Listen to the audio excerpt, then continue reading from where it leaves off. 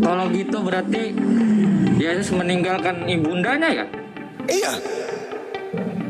Ibunda dibiarkan seorang diri, bahkan disuruh menyembah dia lagi. Apa itu? Harusnya mah dibawa, diajak. Itu baru anak yang top berbakti. Dia sudah punya kerajaan, ibu diangkat menjadi ratu di sana, betul? Iya, harusnya begitu. Dengan begitu bahwa Kristen punya ibu Tuhan. Ibu Tuhan. Iya dong.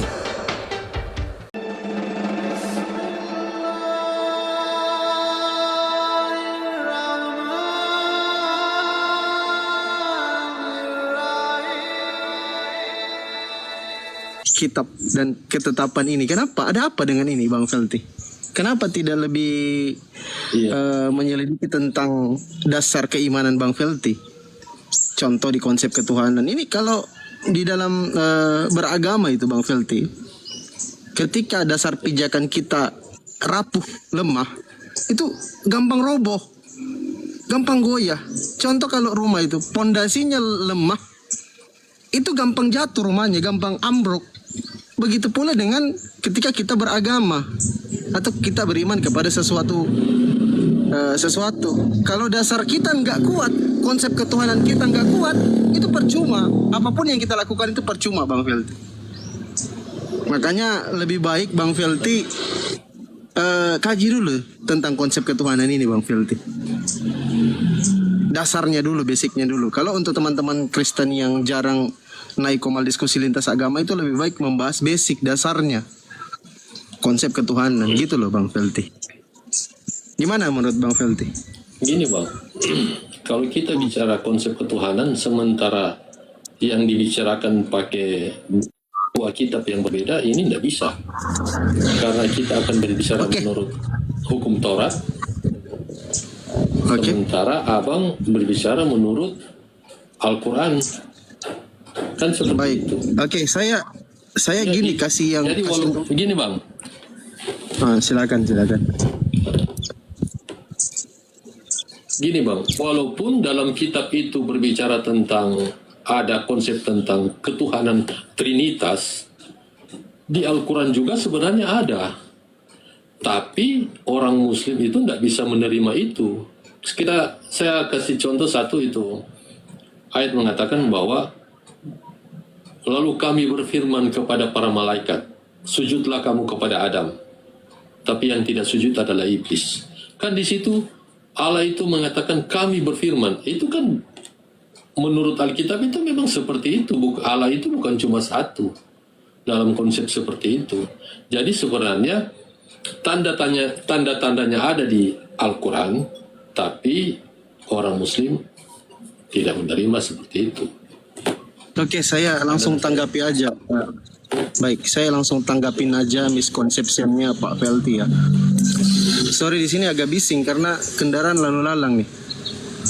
Ini Pak Felty pernah dengar plural majesty? Pernah dengar Pak Felty? Itu pernah dengar itu istilah seperti itu? Enggak. Pernah dengar? Enggak pernah dengar. Coba Bang jelaskan. Gimana yang lebih mudah ya? Sebentar. Nah, ingat waktu sekolah dulu Pak Felty. Waktu SD, SMP, SMA mungkin begitu. Pernah tulis surat enggak Pak Felty? Pernah? Pak Felty tulis misalkan lagi sakit nih. Pak Felty tulis surat. Terus di akhir surat itu Pak Felty tanda tangan nih. Ada tulisan di situ hormat kami. Itu kami yang menulis surat berapa orang Pak? Ini kita kasih contoh yang mudah saja Pak Felty. Karena di dalam Al-Quran itu kenapa menggunakan kata kami? Karena Allah itu mengatakan kami itu di dalam Al-Quran Pak Felty, itu untuk menunjukkan kebesarannya, kemahakuasaannya. Seperti itu Pak Felty. Makanya disebut plural majesty. Kalau Pak Felty belum paham nanti dipelajari lebih dalam lagi Pak Felty.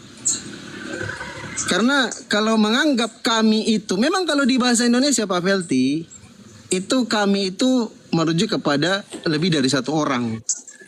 Kalau untuk ukuran kamus besar bahasa Indonesia. Tapi ingat, ada ketika Pak Felty, yang ringan-ringannya tadi saya jelaskan, ketika Pak Felty tulis surat, itu kan ada tertulis hormat kami. Kami itu kan hanya kita yang menulis. Nggak lebih dari satu. Nah, karena sudah terjadi kecelakaan teologis pada keimanan, dogma dan doktrin teman-teman Kristen, akhirnya inilah yang terjadi. Tuhan, Nabi Musa katakan Tuhan di dalam Ulangan 6 nomor 4 bahwa Tuhan itu Esa. Dengarlah hai orang Israel, Tuhan Elohim kita, Tuhan itu Esa. Satu tunggal. Bukan dua, bukan tiga. Tiba-tiba karena dogma dan doktrin yang sudah mendarah daging, entah sekte mana, kelompok mana yang mengajarkan hal demikian, dipaksa Tuhan ini jadi jamak. Lebih dari satu. Berikutnya yang kedua, Pak Felty. Di dalam perjanjian baru, Yesus mengemukakan juga, mengutip juga yang tertulis di dalam kitab Taurat Musa. Apa yang Yesus katakan? Markus 12:29. Dengarlah orang Israel, Tuhan Allah kita, Tuhan itu Esa. Satu tunggal, the only one. Gak ada yang lain selain dia. Ditekankan oleh Yesus di dalam Yohanes 17:3, satu-satunya Tuhan yang benar adalah Bapa. Ini Ulangan 6:4 Markus 12:29 ini sebenarnya sejalan. Ajaran para nabi ini sejalan, termasuk apa yang diajarkan oleh baginda Rasulullah Nabi Muhammad SAW di dalam Al-Quranul Karim. Surah Al-Ikhlas ayat pertama, Bismillahirrahmanirrahim. Qul huwallahu ahad. Katakanlah Allah itu Esa, satu tunggal. Bukan dua, bukan tiga jadi satu jadi tiga kayak kopi Torabika. Enggak kayak gitu Pak Felty. Ini selaras. Tadi Pak Felty bilang ketika kita berdiskusi, Anda bawa Bible, saya bawa Al-Quran, jelas berbeda. Betul. Kenapa kita tidak cari kesamaan? Di dalam kitab terdahulu sampai kitab yang diturunkan kepada baginda Rasulullah Nabi Muhammad, saya rasa pengajaran tentang konsep ketuhanan itu sama. Tuhan Esa Ulangan 6 nomor 4 kitab Taurat Musa. Tuhan Esa, Yesus yang bilang Markus 12:29. Al-Quranul Karim, Quran surah Al-Ikhlas ayat pertama. Allah itu Esa. Saya rasa sama, Pak. Apa yang membedakan pengajaran dari tiga para nabi ini? Ya Kristen mau lebih dari satu Tuhannya. Entah doktrin, ajaran dari mana, sehingga teman-teman Kristen ini terjadi kecelakaan teologis di dalam iman Kristen. Harusnya Tuhan Esa, Yesus bilang, the only one, satu-satunya. Kok tiba-tiba berubah? Bergeser nih, ada pergeseran. Mungkin Pak Felty bisa jelaskan dulu kepada saya. Kita kasih kesempatan Pak Felty untuk menjelaskan. Tuhan ini kok bisa berubah jadi Esa tunggal, the only one, satu-satunya menjadi lebih dari satu. Silakan Pak Felty ditanggapin dulu. Bentar Bang. Yan. Hamid Cas. Halo, Bang. Boleh dengar? Silakan.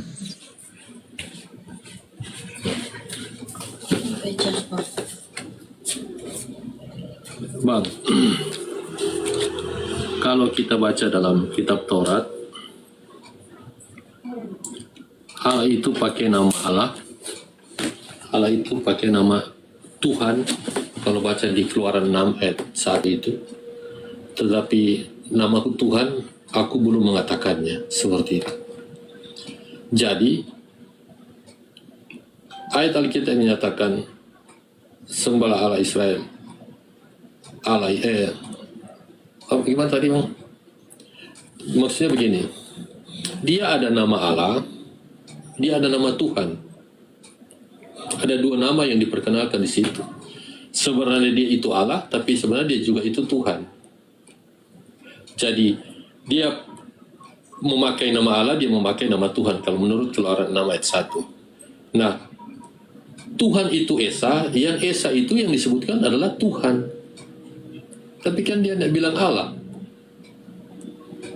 Nama Tuhan itunya yang Esa, Bang. Seperti itu. Jadi bukan dikatakan Allahnya itu Esa.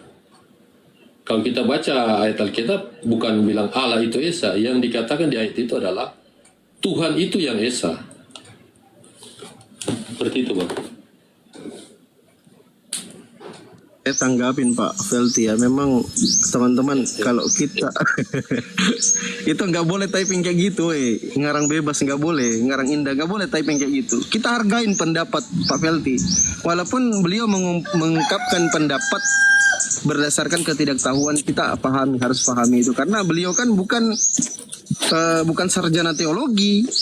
Mungkin juga bukan pastor Roma atau pendeta, karena beliau tidak belajar teologi. Beda kayak kita kan belajar teologi nih. Walaupun gak lama, berbulan-bulan saja kita tapi tetap kita belajar teologi. Nah, tadi yang saya mau sampaikan nih kepada Pak Felty.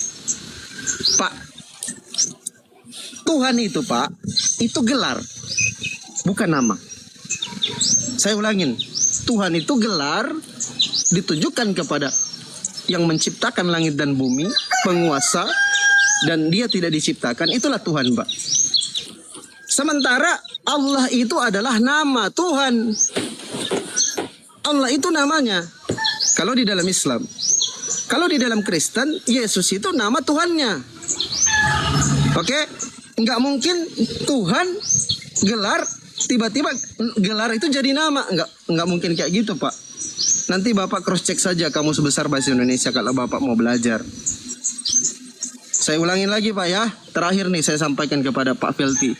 Kalau bisa lebih jauh menyelam lagi Pak. Kalau bisa mainnya lebih jauh lagi. Jangan hanya di situ-situ saja Pak Felty. Di dalam Kamus Besar Bahasa Indonesia, Tuhan itu adalah gelar. Di dalam Kamus Besar Bahasa Indonesia, Kamus Oxford dan Sumber Katolik, Allah itu adalah nama Tuhan. Dalam bahasa Arab, namanya Allah. Kalau Pak Felty ada kamus di situ, ada Bible di situ, coba di cross check dulu deh. Satu di dalam Amos 5 nomor 27. Kalau Bible-nya ada di situ, coba cross check. Amos 5:27, Allah itu namanya. Coba di cross check dulu deh. Silakan Pak Felty. Kita sembari menunggu Bang Zuma ya teman-teman. Amos 5 nomor 27 Pak Felty. Kabur Bang. Amos 5:27. Coba abang bilang. Abang bilang apa? Ini, dibaca dulu deh, coba dibaca dulu. Tadi Dibaca dulu coba. kasih ayat tadi. Amos 5:27, Pak Felty baca dulu. Yan. Pinjam HP. Apa? Pinjam Harin PP.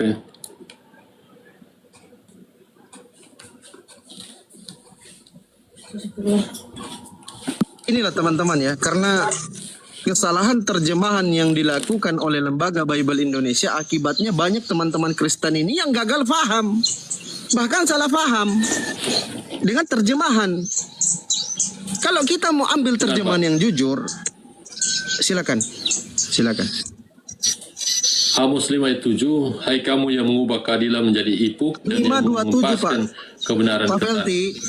Hah? Amos 5:27. 27. Amos 5:27. Dan aku akan bawa kamu ke dalam pembuangan jauh ke seberang Damsik. Firman Tuhan yang namanya Allah semesta alam. Udah. Namanya Pak, siapa namanya? Namanya Tuhan. Tuhan Pak. Tulisannya di situ apa Pak?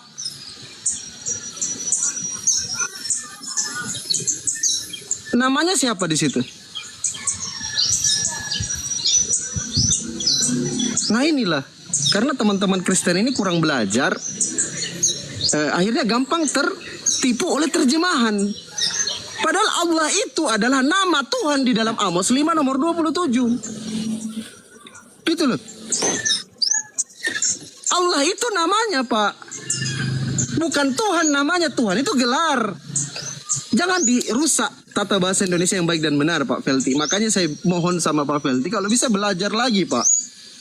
Karena kalau kita, ini ada istilah yang saya pernah dapat dari salah seorang guru saya ya. Kebetulan beliau dosen. Beliau katakan gini Pak. Orang Kristen itu masuk neraka gara-gara tidak tahu bahasa Indonesia. Orang Kristen masuk neraka karena tidak tahu bahasa Indonesia. Nggak malu apa Pak Felty disampaikan seperti itu?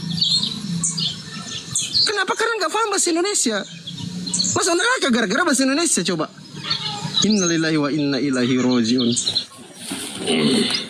Makanya Pak, setelah diutus para nabi itu Pak, Nabi Musa, Nabi Daud, Nabi Isa alaihissalam, ada nabi penutup yang diutus. Siapa namanya? Baginda Rasulullah Nabi Muhammad SAW, untuk menyempurnakan seluruh ajaran yang diajarkan oleh para nabi yang diutus oleh Tuhan. Itulah Al-Quranul Karim yang dibacakan tadi oleh Bang Zuma di dalam surah Al-Baqarah ayat kedua. Bismillahirrahmanirrahim. Zalikal kitabu la raiba fihi hudal lil muttaqin. Al-Quran itu nggak ada keraguan di dalamnya, nggak ada satupun Pak. Jadi satu-satunya kitab yang paling layak untuk diimani seluruh umat manusia ini adalah Al-Quranul Karim Pak. Karena di dalamnya Allah itu menekankan kepada kita. Bismillahirrahmanirrahim. Afala tatafakkarun Fandi Felty. Afala takilun. Apakah kau tidak berpikir? Apakah kau tidak menggunakan akalmu? Itu kata Al-Quran. Sebenarnya dalil yang sama ada dalam Bible, Matius 22 nomor 37. Kasihilah Tuhan Allahmu dengan segenap hatimu, dengan segenap jiwamu, dengan segenap akal budimu. Kita disuruh pakai otak Pak. Pakai otakmu. Seperti itu Pak Felty. Mohon maaf saya agak sedikit keras Pak Felty ya. Saya memang kayak gini Pak Felty. Cuman walaupun nada saya tinggi, cuman saya itu sayang kepada saudara-saudara saya Kristen, abang-abang saya yang Kristen, sayang. Saya nggak mau saudara-saudara saya ini terjerumus, disesatkan oleh pembinasa keji. Nggak mau saya Pak. Kan Yesus sudah pesan tuh Pak. Waspadalah supaya jangan ada orang yang menyesatkan kamu. Sebab banyak orang yang akan datang dengan memakai namaku. Matius 24 nomor 4 dan 5. Matius 24 nomor 4 dan 5. Bapak Felty mungkin kalau saya narasi, Bapak Felty juga di cross check. Jangan sampai salah ini Bang Fandi ini, Pak dosen ini. Jangan sampai salah narasinya. Coba di cross check kembali Matius 24 nomor 4 dan 5. Yesus sudah warning, Yesus sudah pesan, Yesus sudah wanti-wanti. Hati-hatilah, waspadalah, nanti akan ada orang yang datang menyesatkan kamu. Kenapa berubah nih? Konsep ketuhanan yang tadinya Esa satu tunggal, tiba-tiba berubah menjadi 3 jadi 1, 1 jadi 3. Kenapa seperti ini?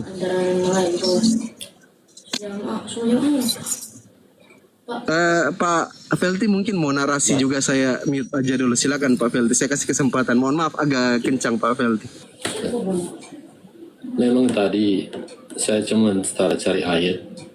Tadi sebenarnya saya pikir abang mengerti tentang kalimat di Alkitab, tapi apa yang saya sampaikan tadi abang tidak mengerti. Nah, kalau abang mau baca, dia di Keluaran 6 ayat 3. Saya bacakan ya bang.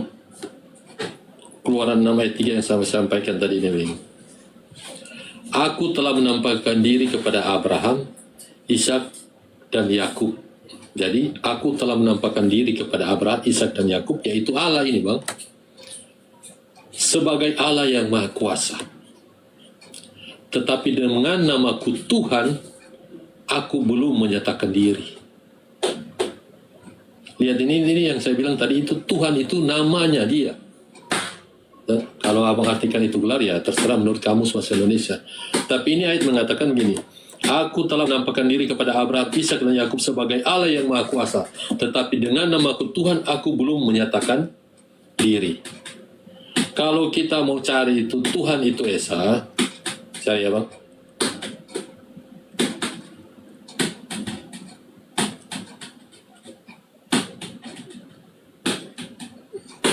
Tuhan itu Esa.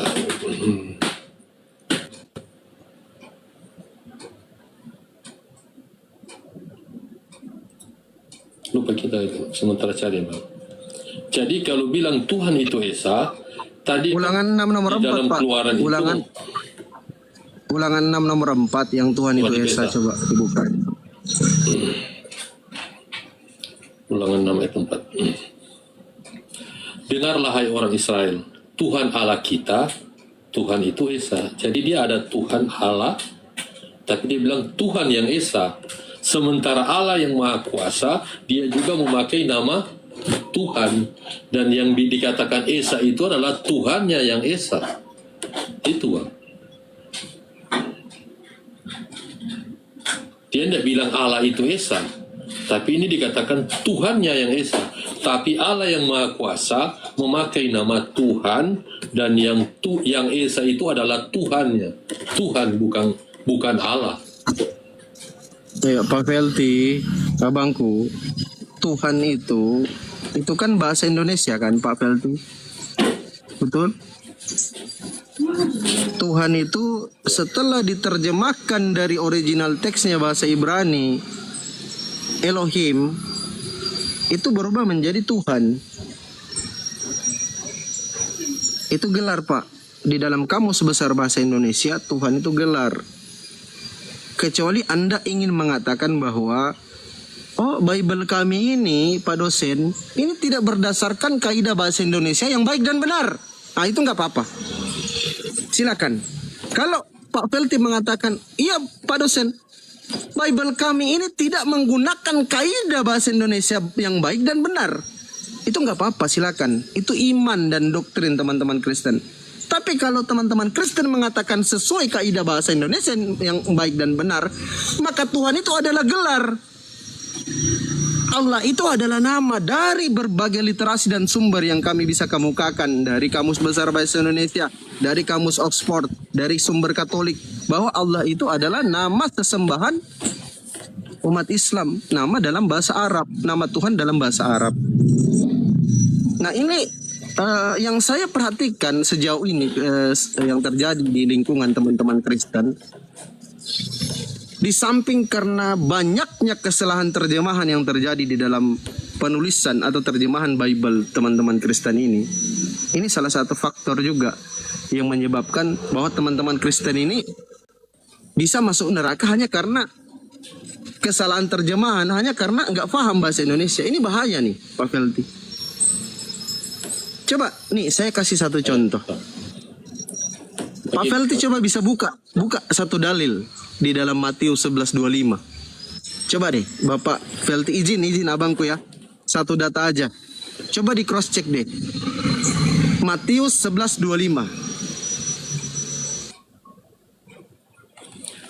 Pada waktu itu berkatalah Yesus, aku bersyukur kepadamu Bapa,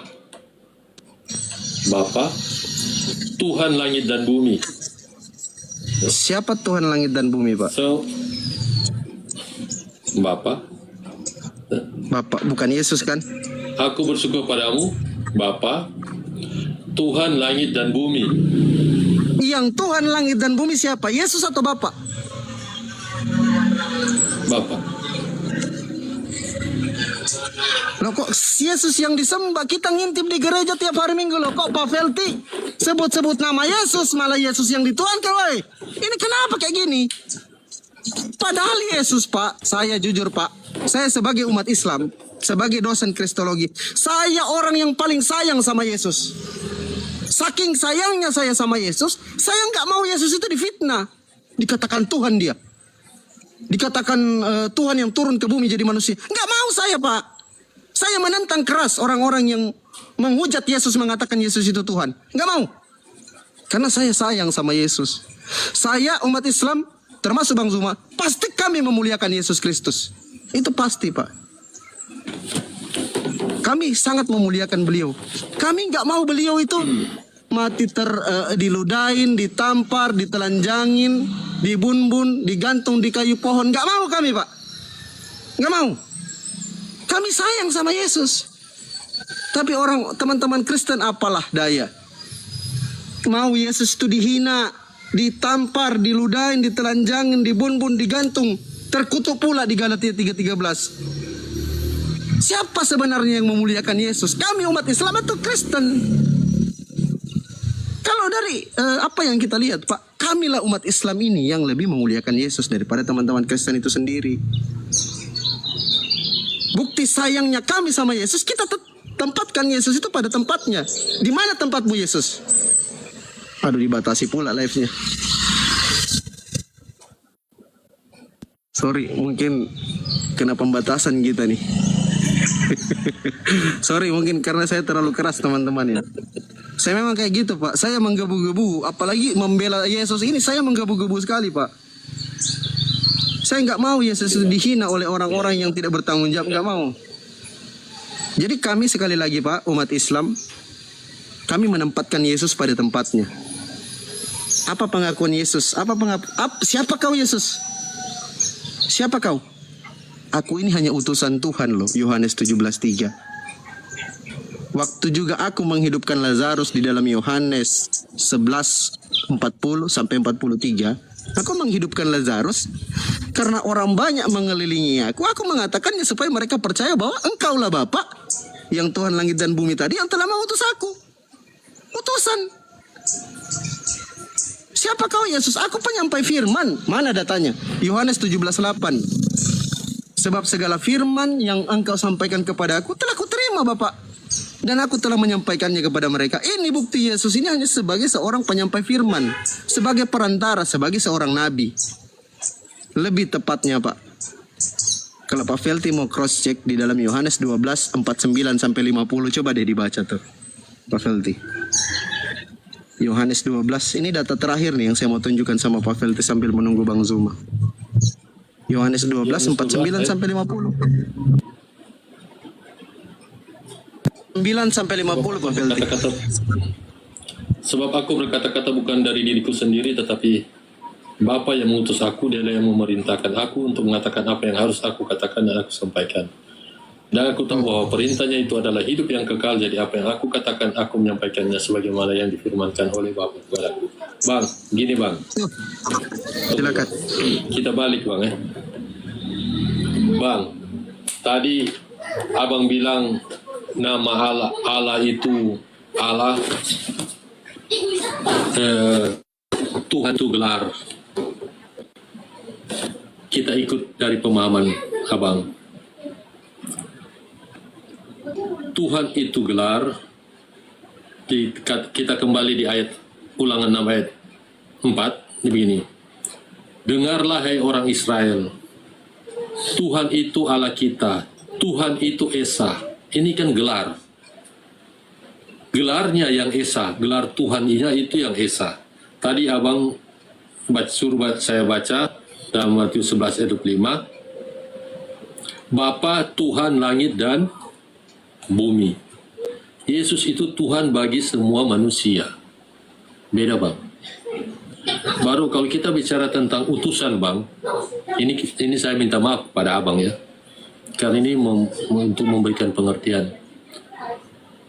Utusan, Yesus sebagai utusan dan Nabi Muhammad sebagai utusan, utusan itu kepada umat yang berbeda Bang.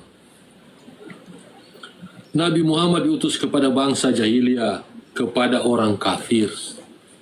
Isa Al-Masih diutus kepada orang-orang yang beribadah. Beda Bang. Orang yang puasa. Pak Felty, ini ada yang Pak Felty belum baca nih. Saya coba tunjukin ya. Belum. Kalau Nabi Isa alaihissalam Pak Kita Felty. belum selesai Bang. Sebentar, dikit aja supaya Pak Felty paham. Di dalam Islam, Nabi Isa alaihissalam itu hanya diutus untuk Bani Israel. Tok, nggak ada lain. Nggak boleh ke bangsa lain Nabi Isa. Pak Felty coba cross check Matius 15:24 dong. Coba di cross check Matius 15:24. Satu dalil aja itu. Coba dibuka. Yesus bilang apa di situ? Yesus yang bilang, bukan aku. Yesus 15:24. Matius berapa? Matius 15:24. Jawab Yesus, aku diutus hanya kepada domba-domba yang hilang dari umat Israel. Oke, sudah. Saya bahas ya. Bang, gini, Bang dosen. Kembali saya katakan, Nabi Muhammad diutus kepada bangsa jahiliyah. Isa Al-Masih diutus kepada orang yang beribadah, berpuasa, memberikan persembahan, menyembah kepada Allah, satu-satunya Allah, menyembah kepada. Beda dalam pengutusan Bang. Saya mungkin kasih contoh yang, tapi minta maaf Bang ya. Mungkin sama-sama guru. Ada orang sama-sama guru. Tapi kan beda Bang. Guru untuk anak yang SD dan untuk guru seperti Abang dosen. Kan pengajarannya beda, Bang. Jadi kalau mau samakan pengajaran Nabi Muhammad kepada bangsa jahiliyah dengan pengajaran Isa Al-Masih kepada orang yang sudah taat beragama, itu beda jauh, Bang. Kalau guru itu saya umpamakan, masa guru yang mengajar SD dengan yang mengajar mahasiswa sama? Beda pengajaran, beda pengertian. Dan pengertian yang di Alkitab ini yang saya lihat abang memahami itu ya memang sulit, karena ini pengertian yang memang pengajaran untuk bukan kepada orang jahiliyah, tetapi kepada orang beragama. Itulah sebabnya Isa Al-Masih kalau kita baca di dalam Alkitab, dia mencekam orang-orang yang rajin beribadah, orang yang berpuasa, orang yang memberikan persembahan, orang yang beribadah, bahkan para imam di Ka'bah itu dicekam. Beda pengajaran itu, Bang. Oke, bisa saya tanggapin Pak Felty. Oke. Pak Felty, ini saya kasih analogi ya. Kalau misalkan Kejorda tahu Pak, kejuaraan daerah, tahu? Oke, kejuaraan daerah tahu. Kalau Kejurnas, kejuaraan nasional Pak Felty tahu? Kalau apa ya sebutannya kalau kejuaraan dunia itu ya? Nah gitu deh, kejuaraan dunia dengan Kejurda. Kejurda itu hanya untuk daerah Pak, kejuaraan daerah. Nah itulah Yesus Pak. Dasarnya di mana? Matius 15:24. Yesus hanya untuk Bani Israel. Kejurda aja dia. Bedanya dengan baginda Rasulullah Nabi Muhammad Pak Felty, ada dalilnya Pak. Di dalam surah Al-Anbiya ayat 107, dalilnya gini bunyinya. Bismillahirrahmanirrahim. Inna arsalnaka ila rahmatan lil alamin.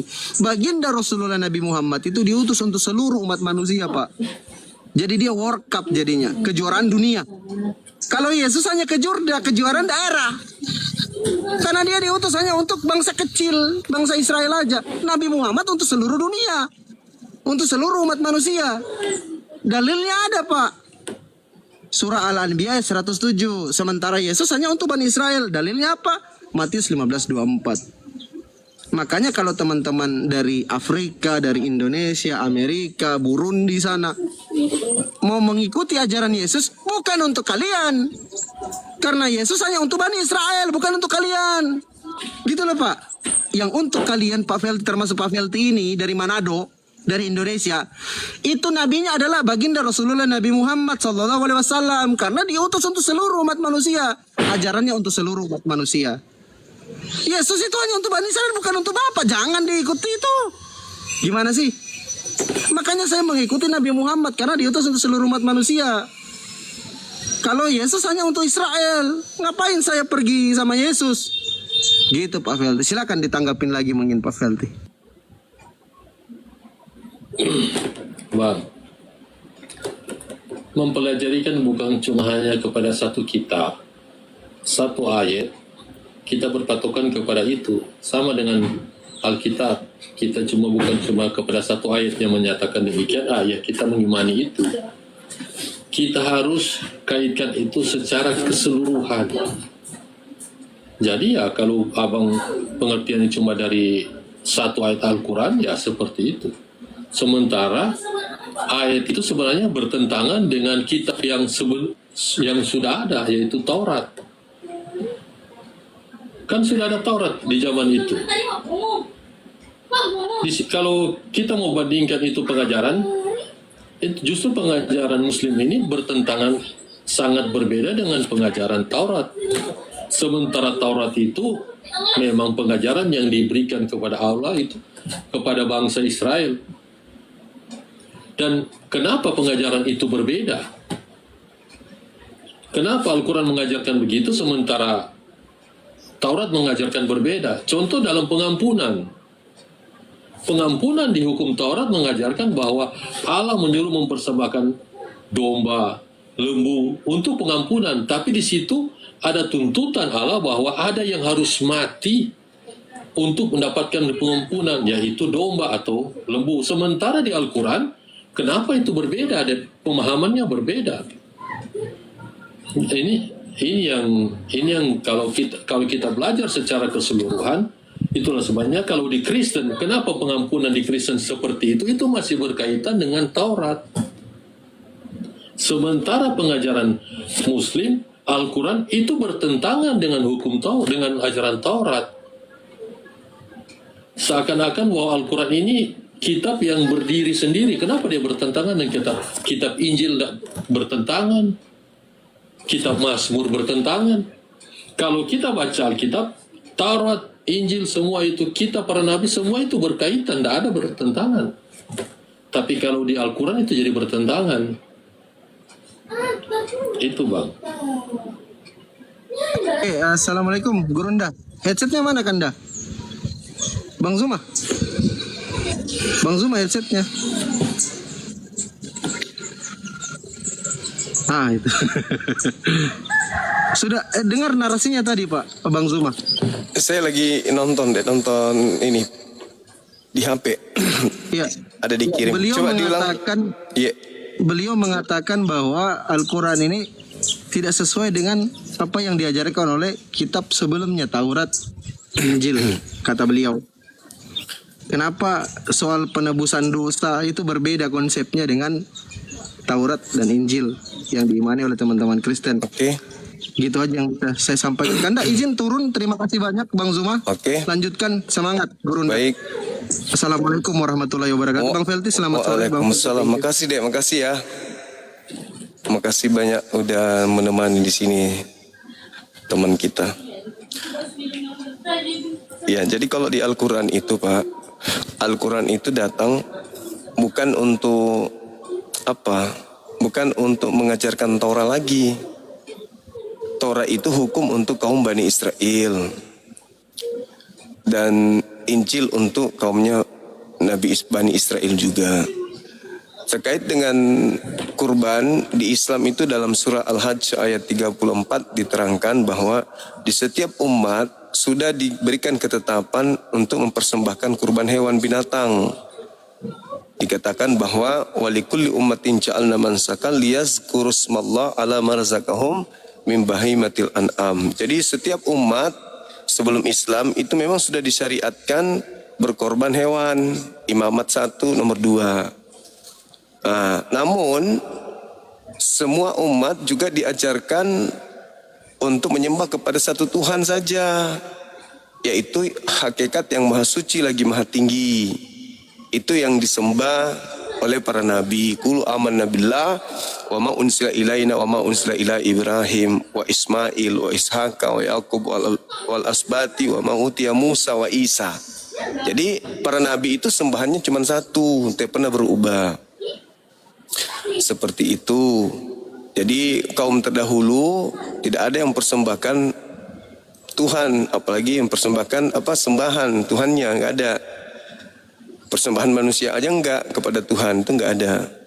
Nah, sedangkan kalau berbicara Taurat Yeremia 8 nomor 8, di situ dikatakan bagaimanakah engkau mengatakan bahwa engkau bijaksana, kami mempunyai Taurat Tuhan.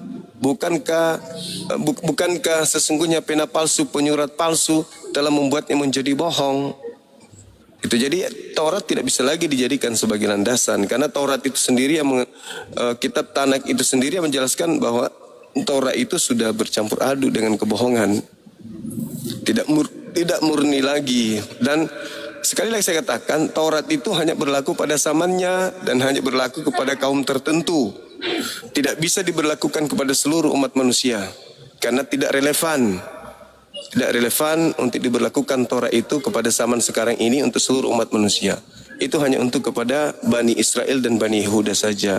Sesuai Yeremia 31 sampai 33. Aku akan mengadakan perjanjian baru dengan Bani Israel dan Bani Yehuda, yaitu aku akan menanamkan Taurat ke dalam batin setiap mereka.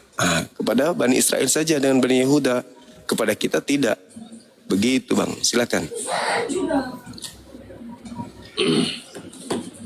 Yang jadi masalahnya begini Bang. Yep. Ini kan Taurat yang diberikan Tuhan kepada orang Israel. Yep. Kalau Abang sampaikan ada perubahan kepada Taurat, berarti kitab Allah itu tidak bisa dijaga oleh Allah. Itu. Tapi begini Bang, kenapa pengajaran Taurat itu berbeda dengan praktek yang dilakukan oleh Muslim menurut ajaran Al-Quran.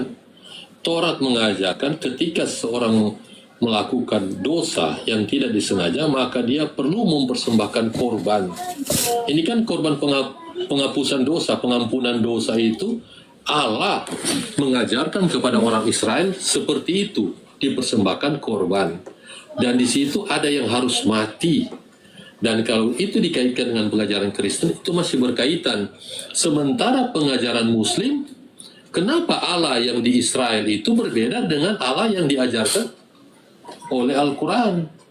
Allah di Israel mengajarkan bahwa pengampunan dosa itu harus ada yang mati, baik itu domba, lembu, atau kambing, untuk pengampunan dosa. Nah, di Muslim itu tidak ada pengajaran itu. Kenapa berbeda? Kenapa Allah yang di Israel yang mengajarkan itu berbeda dengan Allah yang diajarkan oleh Al-Quran? Ya, sebenarnya kalau pertanyaan seperti itu, berarti dengan kata lain, Tuhan yang ada di Israel dan Tuhan yang ada di Kristen itu beda. Tuhan yang ada di Israel itu minta korban binatang, sedangkan di Kristen korbannya manusia atau Tuhan. Itu sudah berbeda. Sedangkan korban yang ada di Israel dengan korban yang ada di Islam sama-sama binatang.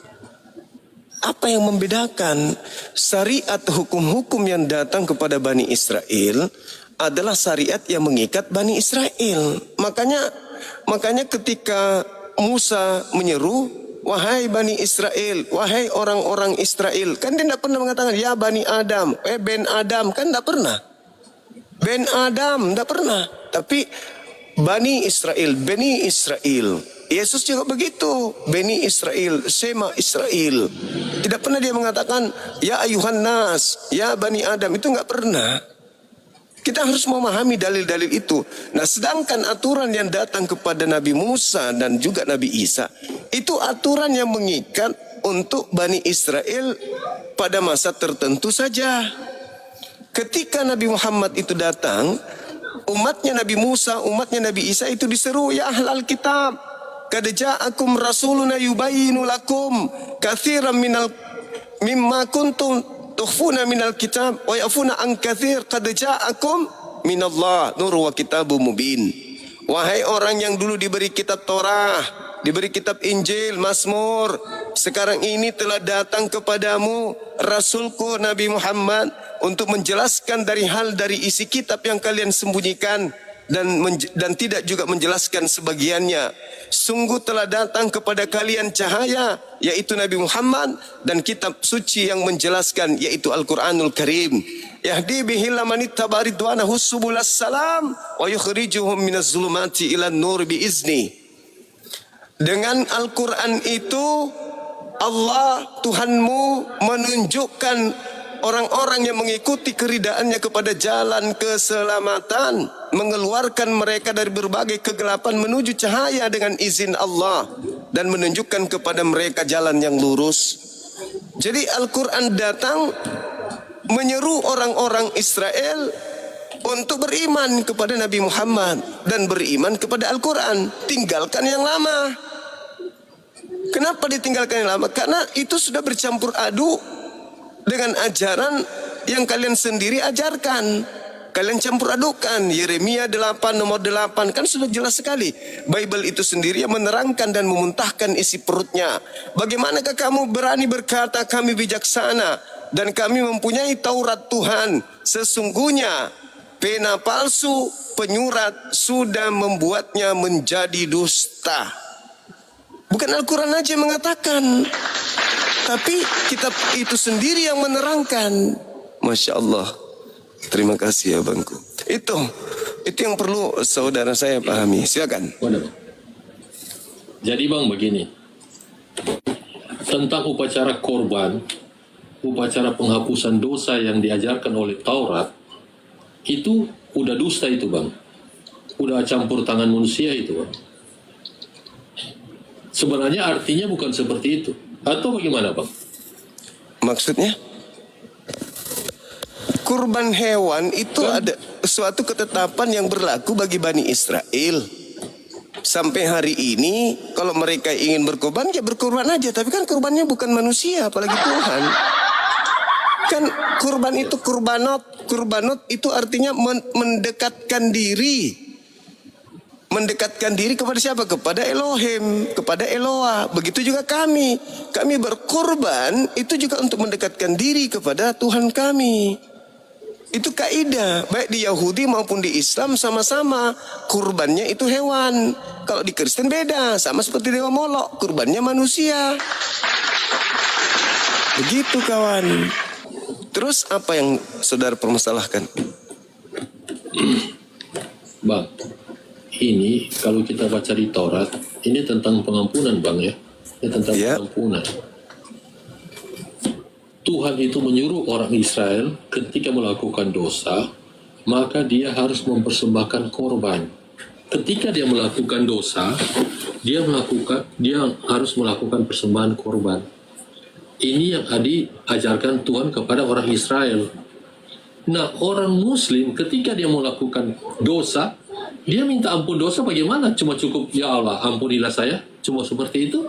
Sementara di Israel, Tuhan mengajarkan kepada Israel seperti itu. Salah abangku. Jadi coba sekali-sekali Anda berselancar ke kitab 2 Tawarik 7 nomor 14. Apa yang dikatakan di sana? Sama seperti yang dilakoni oleh umat Islam. Apa itu? Umatku yang atas namaku kemudian disebut merendahkan diri kepadaku, bertawakal kepadaku, berdoa mencari kebesaranku, lalu berbuat baik, lalu berpaling dari jalan-jalan yang jahat, lalu kemudian aku Tuhan akan mendengarkan dari surga dan mengampuni dosa mereka dari surga. Mereka merendahkan diri, mencari kebesaranku. Dengan cara apa? Bertobat, meninggalkan dosa-dosanya, mencari Tuhan, bertobat, berhijrah mereka. Aku Tuhan akan mengampuninya dari langit. Bukan di atas tiang, tapi dari langit.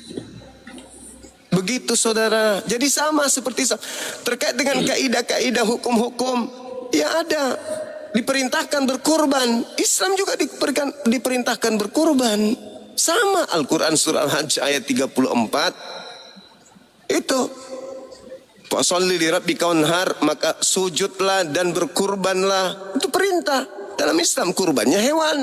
Imamat 1 nomor 2. Katakan kepada Bani Israel, apabila mereka hendak berkurban, menebus dosa mereka, hendaklah mereka mengorbankan binatang, ternak, kambing, sapi, lembu, domba. Sama di Islam. Yang beda itu di Anda. Kok korbannya kayak Dewa Molok, mempersembahkan anak orang.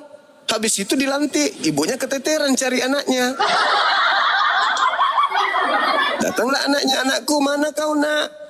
Oh sorry, aku bukan anakmu lagi. Kenapa bisa nak? Aku sudah Tuhan. Sorry ya, kita bukan kelas lagi. Jadinya menjadi anak durhaka dia. Sorry ya, perempuan, aku bukan anakmu lagi. Begini Bang. Gimana itu? Hah? Utusan drive.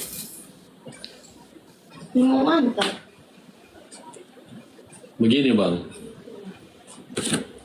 Halo. Iya, lanjut Bang, lanjut. Gini Bang. Jadi korban penghapusan dosa yang diajarkan Tuhan kepada orang Israel sama dengan yang di Muslim. Jadi upah ibadah korban itu untuk penghapusan dosa sama dengan yang di Israel, Bang. Kalau di Islam itu bukan nebus dosa di Islam. Di Islam itu sama seperti Abraham. Abraham mempersembahkan anaknya bukan nebus dosa. Abraham mempersembahkan anaknya karena ketaatan, karena kedekatan diri, ketundukan diri kepada Tuhannya. Umat Islam sekiranya ada perintah dalam Al-Quran, wahai orang-orang beriman, sembelilah anakmu untuk mendekatkan dirimu kepada Tuhanmu agar kau dianggap soleh olehnya, maka itu pun yang umat Islam lakukan. Sama seperti Nabi Abraham, bunuh anakmu, bunuh. Apakah untuk menebus dosa Abraham? Bukan, tapi hanya untuk mendekatkan diri, menyatakan diri atas ketundukan terhadap perintah. Itu yang diikuti oleh umat Islam. Ibrahim bukan milah Yesus, bukan, atau milah Musa, bukan, tapi milah Abraham. Itulah yang diperintahkan Nabi Muhammad. agar mengikuti milah Abraham, bukan milah Musa. Nah, ketika kemudian Nabi Abraham ingin mempersembahkan anaknya, benar-benar sudah dipersembahkan, udah mau digerek, pencipta langit dan bumi menggantikannya dengan hewan. Makanya kami sekarang berkurban itu untuk mendekatkan diri kepada Allah dengan hewan, bukan nebus dosa.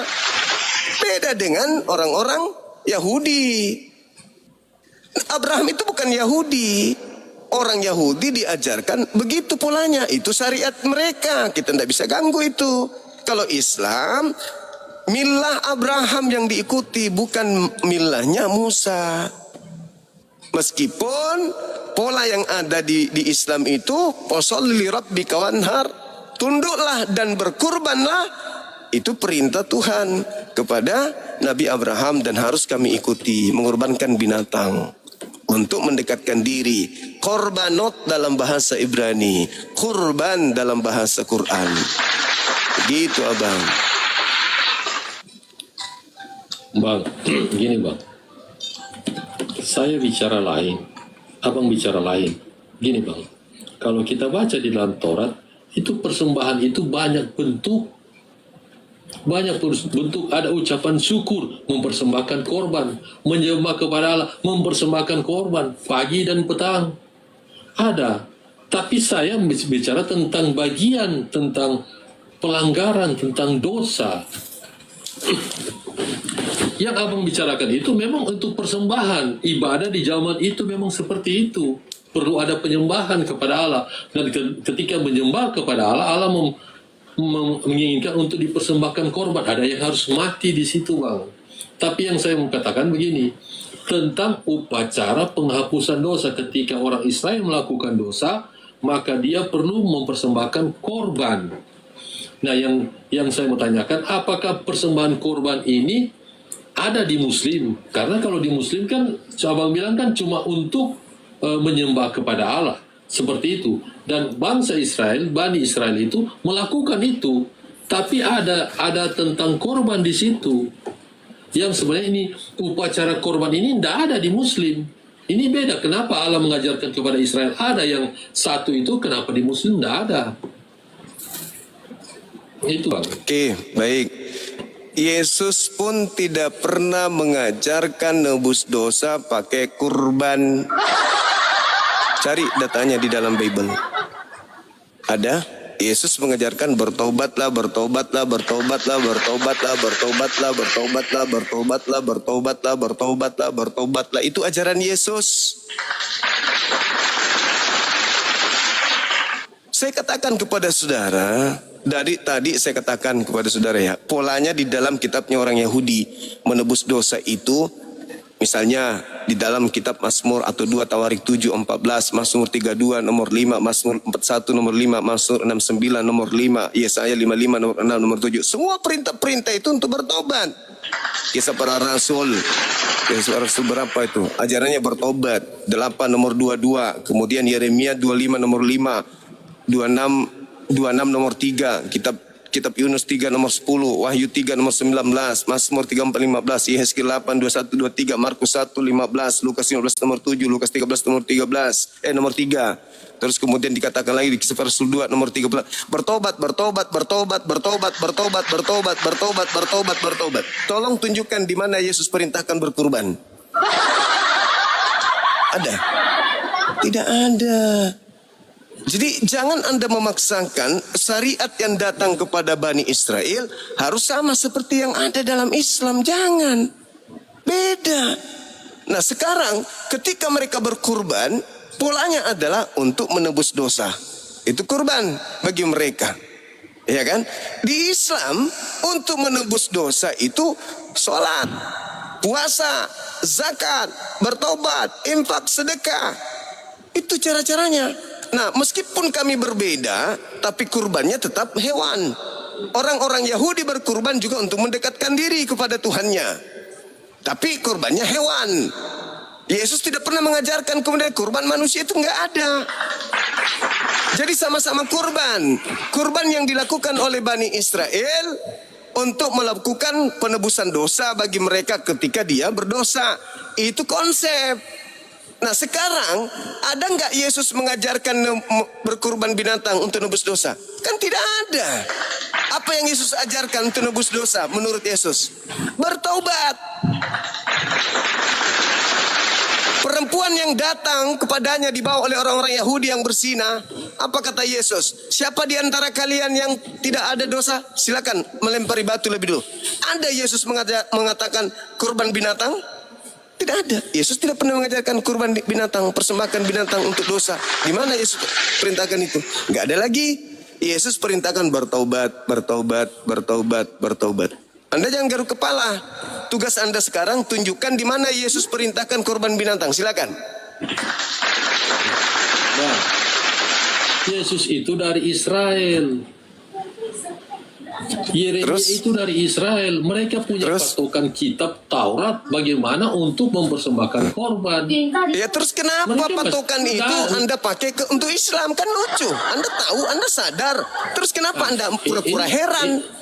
Kalau Tuhannya sama, kenapa di Islam tidak begitu? Loh, apa ini? Giliran saya tunjukkan data, itu kan di Torah, itu kan Israel. Terus maunya apa? Abang ini maunya apa? Ini bang, ini pengajaran Taurat itu ada kepada Isa, ada kepada para nabi. Terus pengajaran Taurat itu tidak ada kepada Nabi Muhammad. Iya kan, Taurat itu untuk siapa? Taurat itu untuk siapa? Israel. Ya sudah, Nabi Muhammad Israel. Jadi pengajaran Tuhan beda kepada Israel dan kepada Nabi Muhammad beda. Saudaraku, ajaran Tuhan kepada kaumnya Nabi Musa itu mengikat Nabi Musa dan kaumnya. Al-Quran surah Al-Araf ayat 144-145. Yesus punya ajaran hanya mengikat kaumnya saja, cuman Bani Israel. Kalian ini Kristen yang tidak punya pegangan. Karena tidak ada nabi yang diutus untuk Roma Yunani. Tidak ada kitab dari Elohim yang diutus untuk orang-orang Kristen, gak ada. Kalau kami jelas, pencipta langit dan bumi mengutus Nabi Muhammad untuk kami, mengutus wahyu Al-Quran untuk kami. Ya kalian apa yang diutus kepada kalian? Enggak ada. Selain mengambil terjemahan kitab Yahudi, lalu kemudian mengumpulkan kitab-kitab tulisan-tulisan orang yang sesuai dengan ajaran pagan Romawi Yunani. Itulah yang kalian loloskan, itulah yang kalian pakai hari ini.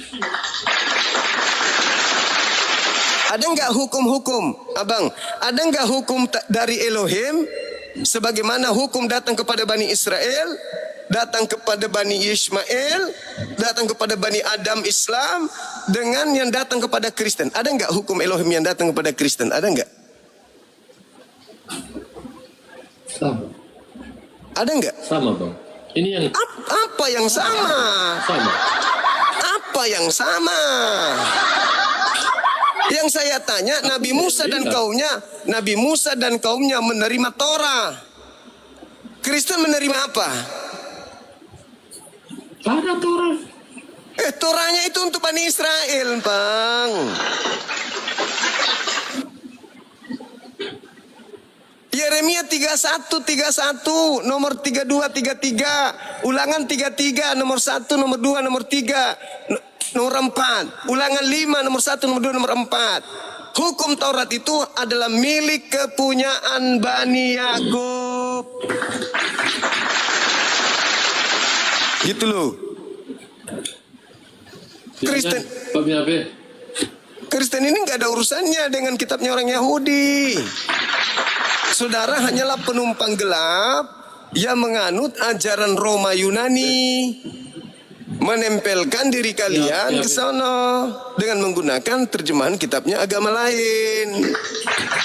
Kitab Tanakh Perjanjian Lama itu milik orang Yahudi, bukan milik kalian. Begitu, saudara. Pak, lari dari pembicaraan ini, Pak. Ya sekarang apa ketetapan Tuhan? Apa ketetapan Tuhan yang datang kepada Kristen? Apa? Kok lari pula? Anda nggak pernah menjawab. Ketetapan Tuhan yang datang kepada Katolik, Protestan, Advent, Mesianik, Saksi Yehova, apalagi Ortodoks. Apa ketetapan Tuhan dari agama-agama yang saya sebutkan tadi? Ada. Ada. Coba ada di mana? Apa nama kitabnya? Apa nama kitabnya dan siapa nabinya? Mana deh? Mana deh? Coba. Apa nama kitab yang berasal dari Elohim yang untuk orang-orang Kristen ini, sekte-sekte Kristen ini? Ya, silakan. Dan siapa nabinya yang datang kepada kalian orang-orang Kristen ini? Silakan. Seperti itu ya Bang. Iya, Saya cari Bang ya. silakan. Saya lanjut nonton film kalau gitu. Bentar, Bang. Cuman 1 menit Bang, udah dapat.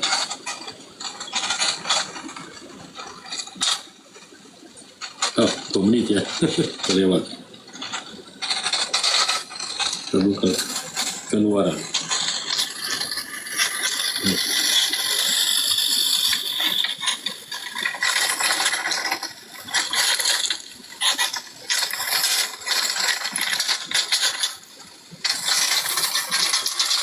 Dan setelah itu ya, silakan. Kita Apa yang Anda ingin katakan sekarang? cuma Coba. yang kita dapat di keluaran 12 ayat 9, tapi ini yang cepat. 7 hari Keluaran lamanya tidak boleh ada ragi dalam rumahmu, Keluaran berapa? sebab setiap orang yang makan 12 ayat 19. Oke. Silakan. Atau keluaran 12 ayat 48, boleh juga. Ya. Dikatakan sini, keluaran 12 ayat 48, tetapi apabila seorang asing yang telah menatap padamu dan merayakan Paskah bagimu, ini ada orang asing ini Bang, bukan Bani Israel. Oke. Terus. Di Israel itu sudah ada Bani Israel, sudah ada orang Israel, orang asing yang bukan Bani Israel. Tapi dia mengikuti ketetapan Tuhan di situ. Terus hubungannya dengan Kristen? Pertanyakan kita dari mana? Iya. Anda Kristen harus dari belajar mana? lagi nih. Kita ini orang asing. Oke. Kita ini Anda orang ada di asing situ? yang mengikuti. Oke. Anda ada Kita pada ini saat orang asing yang mengikuti. Iya, itu ero nu terserah nu lah. Sekarang permasalahannya itu berbicara orang asing yang hidup di tengah-tengah Nabi Musa dan Harun, betul? Oke. Cari ada nggak di situ? Iya, silakan. Aduh, lebay kali Bang. Ada, Bang. Anda nggak bisa nipu. Perjanjian baru.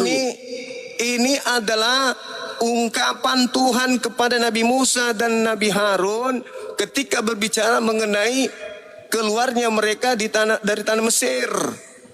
Apa hubungannya dengan Kristen hari ini coba? Ini lanjut Bang ya. Silakan. Lanjut, Bang, ya. Iya, silakan. Jadi enggak benar ya. 28. Apa? Matius 28 ayat 19. Silakan. Matius 28 ayat 19 dan 20. Karena itu pergilah, jadikanlah semua bangsa muridku. Ini pesan kepada orang Israel, Bani Israel, ya. Karena itu pergilah, jadikanlah semua bangsa muridku dan baptislah mereka dalam nama Bapa, Anak dan Roh Kudus, dan ajarlah mereka melakukan segala sesuatu yang telah kuperintahkan kepadamu, dan ketahuilah aku menyertai kamu senantiasa sampai pada akhir zaman. Ini bagian kita Bang. Oke, saya tepuk tangan untuk itu. Oke Bang. Bang, gini Bang. Bang, pembicaraan begini, yang saya heran dengan Muslim begini, kenapa Tuhan yang mengajar kepada orang Israel melalui Taurat berbeda dengan Tuhan yang mengajarkan kepada orang Muslim? Kenapa Anda mengatakan berbeda? Kenapa Anda mengatakan berbeda? Dengan apa yang saya lihat. Ya apa? Kenapa Anda mengatakan orang berbeda? Israel seperti tadi. Kenapa tuh? Kenapa? Karena ajaran-ajaran yang di Taurat itu tidak ada di Islam, di Muslim. Loh, Anda Contoh, ketika saya diskusi dengan orang bukan penyakit jiwa kan ini? Iya kan? Sekarang kalau saya tanya balik kepada Anda, apakah Tuhannya Kristen dan Tuhannya Yahudi sama? Sama. Oke, Yahudi ibadah hari Sabtu, kamu ibadah Minggu. Yahudi tidak makan babi, kamu makan babi. Saya tidak tanya Advent. Saya tidak makan babi. Dengarkan. Saya tidak tanya Advent Anda. Yang saya tanya adalah agama Kristen mula-mula yang kalian pelintir menjadi Advent. Catat itu. Oke? Sekarang tempat ibadahnya orang Yahudi di sinagoge. Kamu di gereja. Sama. Sama enggak? Orang Yahudi tidak pernah mengkitabkan perjanjian baru. Kalian mengkitabkan perjanjian baru. Orang Yahudi tidak pernah merasulkan Paulus. Kalian merasulkan Paulus. Ingat, Advent itu berdiri baru 200 tahun kurang lebih. Catat itu dulu. Atau perlu saya ajari tentang sejarah Advent. Advent itu berdiri karena kekecewaan orang-orang di dalam yang tadinya beragama Kristen. Tapi melihat ternyata kok kenapa kita beragama Kristen, kitabnya orang Yahudi, di situ dilarang makan babi, di situ disuruh sabat, kenapa kita jadi minggu, kenapa tidak bersunat, kenapa kita tidak kemudian jangan makan babi. Disitulah kemudian orang-orang Kristen ini membuat agama baru lagi, menyamanyamakan dirinya dengan Yahudi. Yahudi palsu, kalianlah itu Advent. Yahudi palsu yang dinubuatkan, yang diceritakan dalam Wahyu 3 nomor 9. Yang bukan Yahudi mengaku Yahudi adalah jemaat setan. Baca itu kitab. Jadi Advent itu dikatakan jemaat setan. Coba Anda baca Wahyu 3 nomor 9. Benar nggak Advent disebut jemaat setan? Ayo, berani baca? Sudah. Iya, Anda baca dulu Wahyu 3 nomor 9. Di situ jelas dikatakan Advent adalah jemaat iblis. Jadi jangan sok paten. Jangan sok paten, Pak. Jangan sok paten. Advent itu jemaat setan. Baca, kenapa nggak berani baca? Kenapa nggak berani? Ayo baca. Baca. Ya silakan. Wahyu 3 ayat 9. Ya. Lihatlah beberapa orang dari jemaah iblis, yaitu mereka yang menyebut dirinya orang Yahudi, tetapi yang sebenarnya tidak demikian, melainkan berdusta, akan kuserahkan kepadamu. Sesungguhnya aku akan menyuruh mereka datang dan tersungkuri depan kakimu dan mengaku bahwa aku mengasihi engkau. Siapa yang bukan orang Yahudi mengaku Yahudi? Islam atau Advent? Masih mau nyamar jadi iblis? Abang bilang itu Advent. Iya Jadi pasti abang bilang dong. itu Advent. Saya katakan Advent. Kapan? Ayat itu kapan? Kapan apa? Abang bilang Advent baru 200 tahun. Yes. Abang bilang Advent baru 200 tahun. Betul sekali. Benar sekali. Advent, Katolik, Protestan, seluruh Kristen yang bukan Yahudi menggunakan kitab Yahudi, seluruhnya jemaat iblis. Adventkah dia, Katolikkah dia? Berdasarkan Wahyu 3 nomor 9. Anda baca. Bukan Yahudi, tapi ngaku-ngaku Yahudi. Jemaat apa katanya? Jemaat setan. Ingkar lagi. Padahal sudah tertulis di kitabmu. Ingkar lagi. Mau sampai kapan kalian dongok? Tertulis Sudah. di Wahyu 3. Silakan Anda keluar dari situ. Kalau Anda berani. Kalau Anda bisa, silakan. Keluarkan diri Anda dari jemaat iblis. Silakan.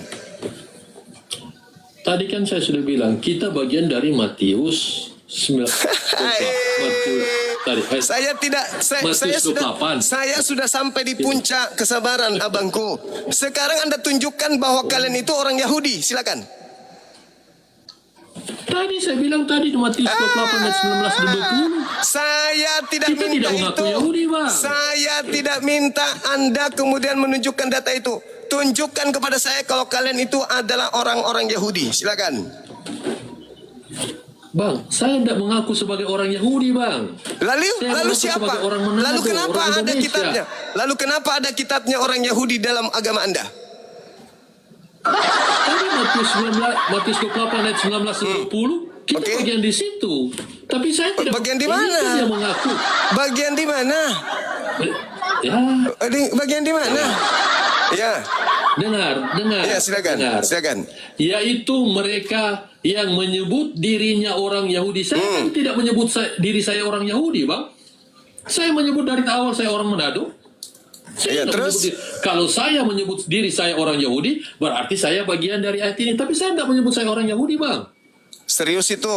Jangan buat abang begitu. Ya, saya tidak pernah mengaku seperti orang Yahudi. Baik. Tapi ini bang, ini yang. Oke. Tunggu bang. Silakan. Sekarang gantian. Enggak, tunggu dulu. Tunggu dulu. Gantian dulu, Bang. Sabar dulu. Orang-orang Kristen oleh Paulus disebut mereka itu adalah Yahudi rohani, betul? Kutanya dulu samamu. Benar enggak? orang Kristen disebut oleh Paulus pendiri agama Kristen yang nanti dipelintir lagi menjadi Advent. Oke? Bilang Roma, ayat mana? Saya baca. Roma 2 nomor 28 sampai 29. Roma 2 Ya, silakan. 28 29. Oke. Sebab yang disebut Yahudi bukanlah orang yang lahiriah Yahudi. Yang disebut sunat bukanlah sunat yang dilangsungkan secara lahiriah. Yang disebut tetapi orang Yahudi sejati ialah dia yang tidak nampak keyahudiannya. Tidak nampak, Bang. Ya. Tidak nampak. Siapa itu? Dan sunat ialah sunat di dalam hati secara siapa rohani. itu? Bukan Siapa secara itu? hurufiah. Maka pujian lanjut. Maka pujian baginya bukan datang dari manusia melainkan dari Allah. Wow. Ya, terus? Hebat sekali, Bang. Siapa Pujian itu datang bukan dari manusia tapi dari Allah. Orang-orang yang seperti itu. Yang nampak. Terus? Hah? Itu siapa? Kristen itu kan? Ini pujian bukan Kristen kan? pujian bukan datang dari manusia. Kristen bukan? Ini Kristen kan? iya, dengar Bang. Dengar Bang. Iya.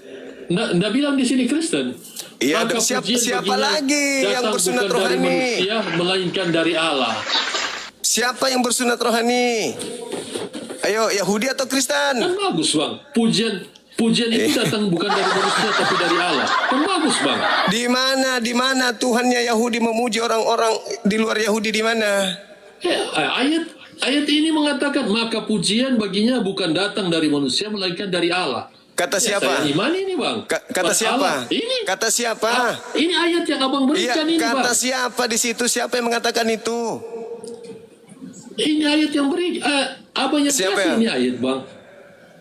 Iya, kan siapa? Abang yang Siapa? kasih ayat yang Iya, saya baca. siapa yang mengatakan itu? Rasul Bang. Rasul siapa? Rasul Paulus Bang. Rasulnya siapa itu? Rasulnya Yahudi atau rasulnya Kristen? Rasul Tuhan itu Bang. Rasul itu Tuhan. Rasul dari Tuhan itu Bang. Masolang, Tuhan siapa? Rasul itu dari Tuhan itu Bang. Tuhan siapa yang mengutus? Coba tunjukkan di mana dalilnya? Di mana? Yesus saja Bang. tidak pernah mengutus Paulus. Di mana Yesus pernah Bang. mengutus Paulus? Ada Bang. Ada. Di mana? Di mana? Sekarang saya mau tanya. Bertanya Ini lagi. sekarang saya mau bertanya. kepada Bertanya Abang. terus, bertanya terus. Tidak ada satupun pertanyaan saya dijawab. Itu udah Bang. Ada. Nggak, mana ada. Bertanya aja terus sampai poke sampai mati. Kerjamu cuman bertanya terus. Ayo. Oke Bang. Dari tadi ini, Bang, Abang dari bilang tentang dari tadi tema pertama lari. Bagaimana kemudian ada Maria menyembah anak kandungnya kabur. Nggak berani bahas lagi. Lari membahas tentang Al-Quran. Tuhannya Yahudi, Tuhannya Islam beda. Sementara Tuhannya mereka sama katanya. Merangkat dari kubur Tuhannya Yahudi. Izinkan saya boleh bertanya? Boleh saya bertanya? Boleh. Yesus utusan Tuhan kita untuk kan Bani sharing Israel. ini Bang. Iya, bukan sharing ini. Bukan sharing. Kalau sharing itu enggak begitu. Jangan Bukan sharing. Anda hanya mencoba untuk menipu publik. Sekarang begini. Saudara coba ketika Yesus mengatakan kepada kaumnya Bani Israel, engkau tidak akan melihat aku lagi sampai engkau berkata diberkatilah yang datang dalam nama Tuhan. Pertanyaan saya, ketika Yesus mengutus orang Israel, Yerusalem seluruhnya, termasuk Paulus, engkau tidak akan melihat aku lagi sampai engkau berkata diberkatilah dia yang datang dalam nama Tuhan. Pertanyaan saya, sampai kapan orang-orang Farisi, orang Yahudi, ahli kitab tidak melihat Yesus sejak hari itu? Sampai kapan? sampai kematiannya Bang. Sampai engkau berkata, sudah dijawab sendiri oleh Yesus di situ. Sampai engkau berkata, Anda ngarang lagi. Itulah kelebihan Advent itu begitu. Suka menipu diri sendiri. Saya lebih tahu. Yesus berkata, engkau tidak akan melihat aku lagi. Hingga engkau berkata, diberkatilah dia yang datang dalam nama Tuhan. Pertanyaan saya, ketika ada makhluk asing keluar dari kubur pada hari ketiga, apakah murid-murid atau orang-orang Farisi yang ada pada situ berkata, diberkatilah engkau yang datang dalam nama Tuhan? Berkata atau tidak? Tidak tahu.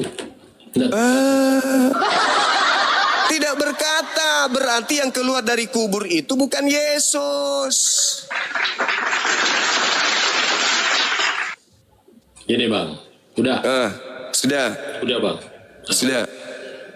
Tuhan Yesus mengatakan demikian karena ketika dia bangkit dari kubur, dia sudah bukan menampakkan kepada semua orang. Mulai ngaco. Tapi kepada Engkau tidak akan melihat aku lagi. Benar nggak itu? Tidak akan dilihat lagi. Benar nggak? Ya, karena ketika Tuhan Yesus bangkit, dia tidak menampakkan kepada semua orang. Jadi mereka tidak melihat dia lagi. Jadi yang makan ikan goreng siapa? Yesus. Tapi kan bukan untuk semua orang bisa melihat dia. Engkau, Hanya Yerusalem, orang-orang Yerusalem, seluruh termasuk muridnya, engkau tidak akan melihat aku lagi. Oh? Baca data itu lengkap. Matius 23 nomor 1 sampai 39 Anda baca. Lepaskan dulu doktrin Kristen Anda, Advent Anda. Jangan Anda duduk di situ seakan-akan Anda yang dikatai di situ sama Yesus. Kalian itu penumpang gelap. Anda turun. Saya nggak suka orang bodoh, sombong, bahlul, dongok, tolol, apalagi sudah tua. Jadi teman-teman sekalian, Yesus berkata kepada Bani Israel, seluruhnya Bani Israel, Yesus katakan, engkau tidak akan melihat aku lagi. Si penipu tadi, dia mengatakan apa? Kepada semua orang, tapi kepada murid-muridnya masih. Inilah kan ya? Inilah orang-orang penipu itu. Yuhadi'unallaha walladzina amanu wa ma yakhda'una illa anfusahum wa ma yash'urun. Karakter mereka seperti iblis. Seperti setan. Suka melawan apa yang ada di dalam kitab mereka sendiri. Yesus berkata, engkau tidak akan melihat aku lagi. Dipretelin lagi. Itu hanya untuk kampret. Itulah, kita mau ajak kau diskusi baik-baik, tapi otakmu rusak. Otakmu robek. Kenapa bisa otakmu robek? Karena kamu menajiskan kemuliaan Tuhan dengan mendudukkan setara dengan makhluk yang keluar dari kuburan. Itulah kau.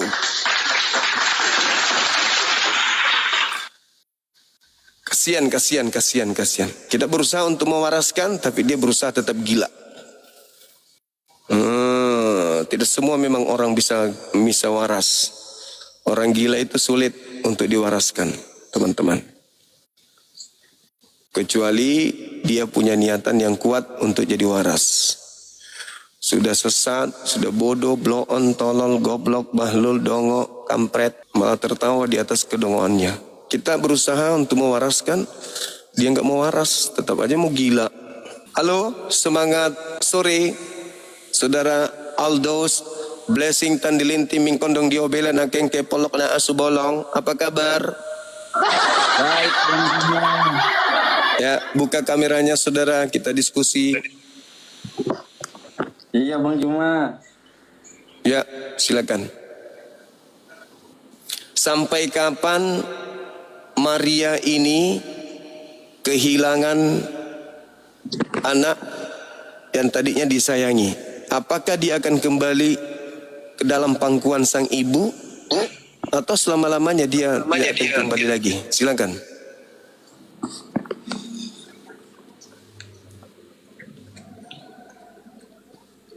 Halo? Yesus tetap anak Maria, Bang Juma.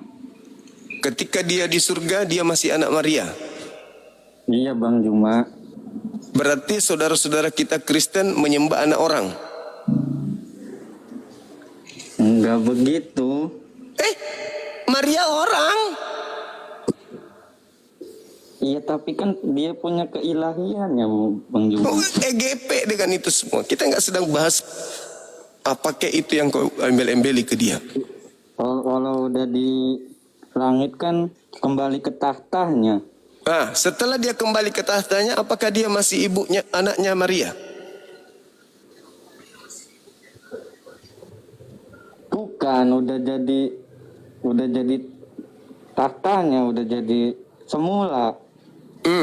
Berarti Maria yang tadinya ibunya menjadi apanya? Apa? Maria yang tadinya adalah ibu kandungnya sekarang menjadi apanya Yesus? Sudah tidak menjadi anaknya lagi kan, dia udah jadi Tuhan.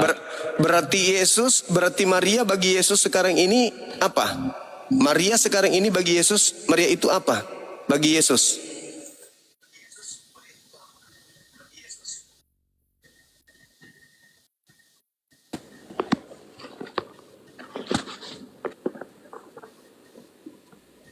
Hei! Sebagai bundanya.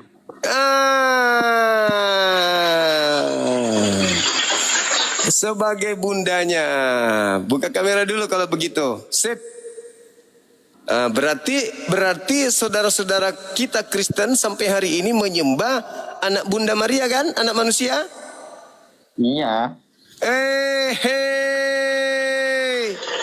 Masalah generasi. Kalau Maria sendiri menyembah enggak kepada anaknya? Bunda Maria kan itu cuma hanya lewat saja Bang Juma. Ya, pertanyaan saya, apakah Bunda Maria menyembah juga anaknya hari ini? Buka ininya, buka kameranya. Supaya kita tidak kena pelanggaran. Apakah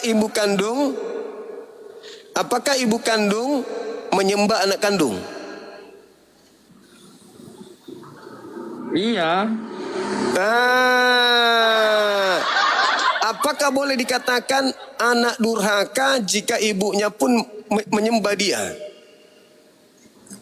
Enggak anak durhaka. Lah, dia anaknya Maria kok ibunya menyembah dia? Durhaka dong. Durhakanya dari mana? Dia kan anak kandungnya Maria. Iya. Terus ibu kandung menyembah kepada anak kandung. Apa itu bukan kedurhakaan?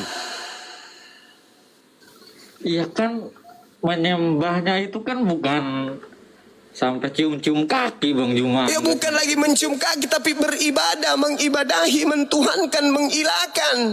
Masalah generasi. Gimana dong ada seorang ibu kandung mengilahkan anaknya, menyembah anaknya? Yesus kan bukan lahir sebagai manusia biasa seperti umumnya Bang Juma. Ya, justru karena itu maka Maria juga bukanlah seorang ibu yang pada umumnya. Harusnya dia memiliki kredit plus dari ibu-ibu yang lain. Karena yang dilahirkan ini adalah Tuhan. Masa disuruh juga menyembah? Berarti ente menyembah anak durhaka.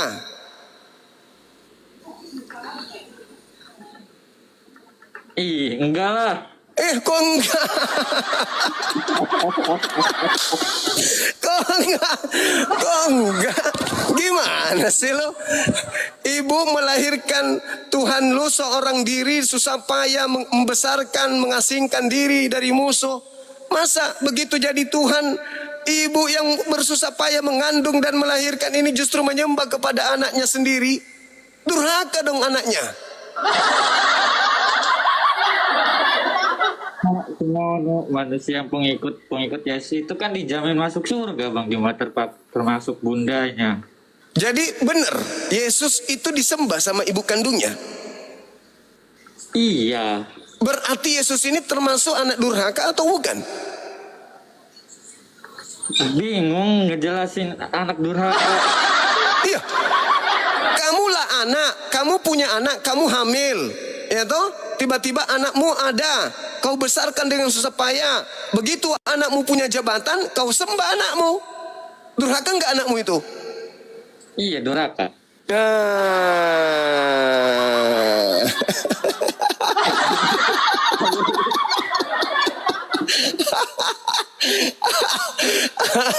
Allahu Akbar. Berarti selama ini kalian menyembah anak durhaka.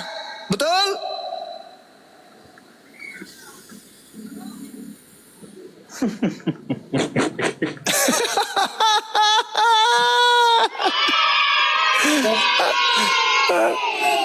Bang Juma sama Nabi Isa juga. Ya, karena Nabi Isa tidak pernah disembah sama ibunya.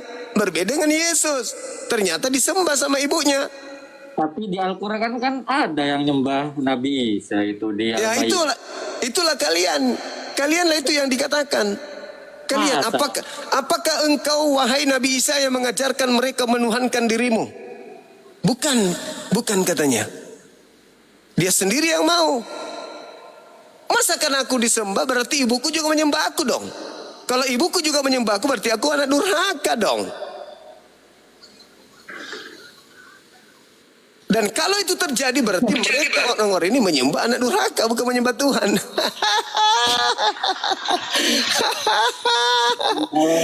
Kalau anak durhaka itu anaknya membangkang.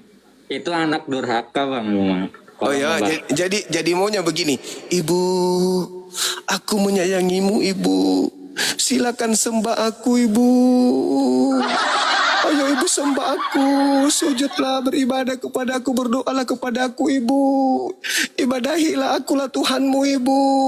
Akulah yang memenuhi segala-galanya untukmu Ibu. Ayo sembah aku, begitu.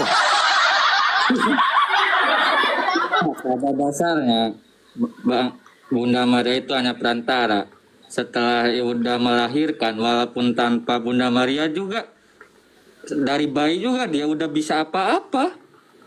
Maksudnya dia anak tentara. Mas, ya sebenarnya bisa aja dia itu berkembang sendiri gitu tanpa. Gimana ceritanya seorang bayong cebok aja nggak bisa cebok sendiri?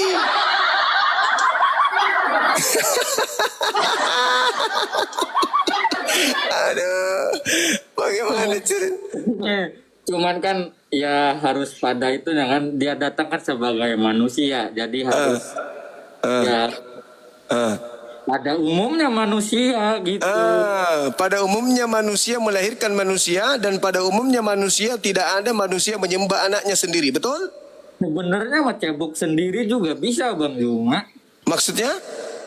Kalau cebok sendiri juga sebenarnya bisa. Bayi Yesus cebok sendiri? Bisa, cuman namanya dia kodratnya sebagai manusia datangnya ya harus sebagai manusia. Berarti siapa yang menjadi ibunya di situ? Hah? Siapa yang menjadi ibunya? Ya Bunda Maria lah. Yang cebokin? Ya bundanya. Habis itu besar ibundanya yang cebokin dia nyembah ke anaknya gitu.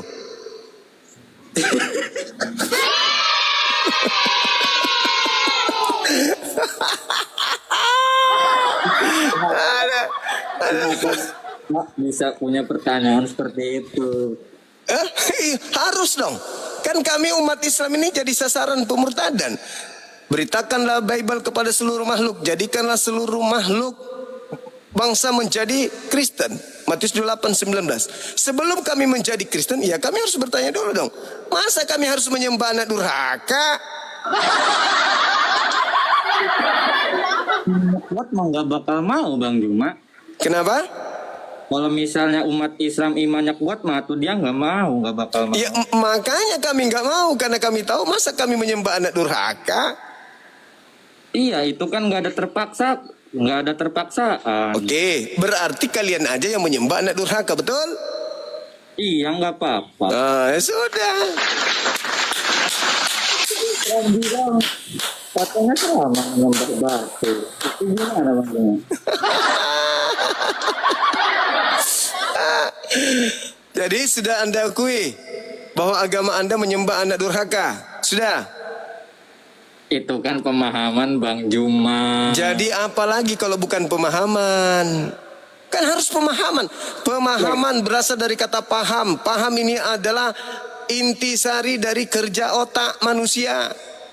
Yesus tetap jadi anak Bunda Maria, cuma setelah dia udah di atas sebagai tahtanya kembali, Maria menyembahnya. Berarti ibu menyembah anak. Benar. Ya sudah. Kalau ibu menyembah anak, anaknya ini durhaka atau tidak? Apa? Kalau anak menyembah ibu menyembah anak, durhaka atau tidak? Apa dasarnya bisa jadi durhaka tuh? Emangnya maling kundang? Lebih parah dari maling kundang. Loh, ibu yang mengandung, ibu yang membesarkan, kok malah menjadi hamba?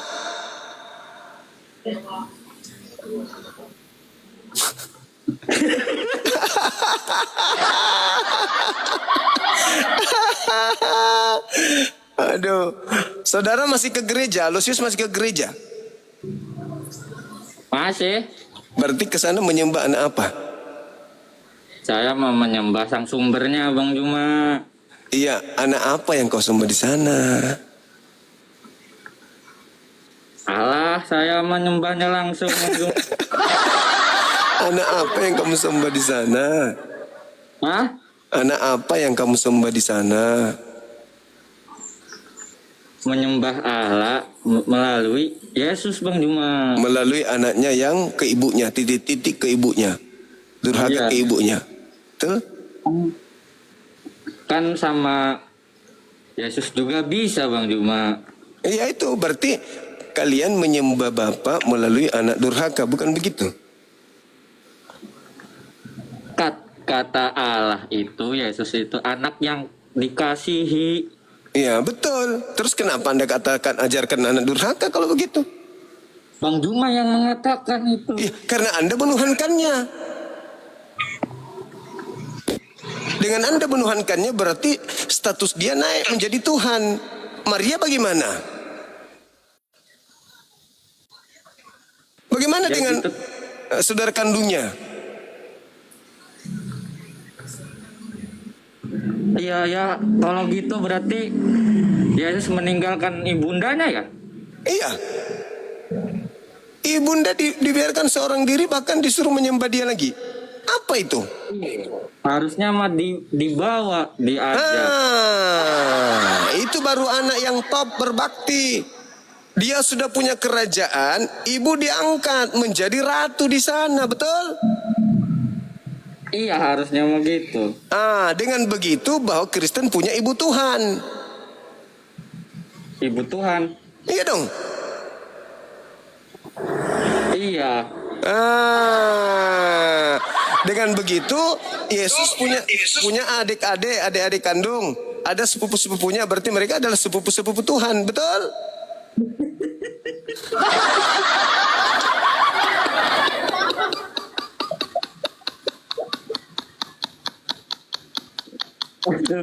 Kacau Bang Juma ini, kacau. Betul nggak? Sepupu-sepupu Tuhan, Anda berbaris sebelah sini, ampaunya lebih besar karena kalian sepupunya Tuhan, betul? Kan anak-anak Tuhan tidak menyembah lagi, tapi mereka adalah pewaris Tuhan. Lalu bagaimana dengan sepupu-sepupu Tuhan? Ayo. Kalau anak-anak Tuhan kan itu kan adanya di kekatolikan Bang Juma. Terus sepupu-sepupu Tuhan gimana? Opung-opung Tuhan.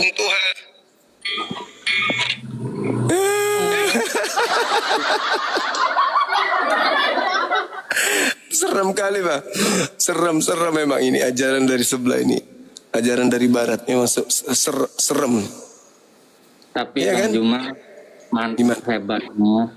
Isa itu diberkahi di mana saja berada. Itu di Al-Quran. Diberkahi, tidak pernah dikutuk, ditampar, diludahin, diseret, ditonjok, digantung, ditombak, dikutuk. Kepada ibu.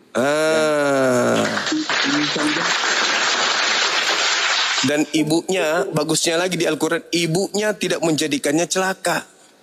Coba itu, Iya. Al-Quran surah Maryam ayat 32. Wa barran bi walidati wa lam yaj'alni jabbaran syaqiyya. Ibuku tidak membuatku celaka. Aku diberkati dimanapun aku berada. Keren. Roh kebenaran. Gimana? Berarti kan tidak ini ya, tidak terkutuk. Enggak dong. Kata Yesus, Yohanes 16, nomor 12, 13, apabila roh kebenaran itu datang, maka dia akan menuntun ke dalam setiap kebenaran. Dia akan memuliakan aku. Berarti roh kebenaran itu ada di Islam. Karena di Islam lah Nabi itu dimuliakan, Yesus dimuliakan, manusia yang lahir tanpa ayah itu dimuliakan di Islam. Kalau di kamu, jangankan dia dimuliakan, dia dikutuk bahkan menjadi anak durhaka. Ayo. Bang Mak, kan di Islam kan tidak mengakui Yesus mati, tidak mengakui mati disalib gitu, nggak mengakui bangkit. Berarti itu kan